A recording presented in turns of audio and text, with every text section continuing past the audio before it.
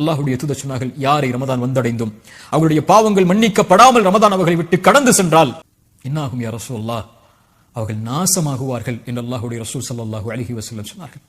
இந்த ரமதான் அல்லாஹ்வுடைய அருளை பெறுவதற்கான மாதம், ரமதான் தொழுகைக்கான மாதம், ரமதான் குர்ஆனுக்கான மாதம், ரமதான் நோன்பிற்கான மாதம். யா பாகியல் கைரி அக்பில், நன்மையில் விரைபவர்களை முன்னேறுங்கள் என்று அழைப்பு கொடுக்கப்படும்.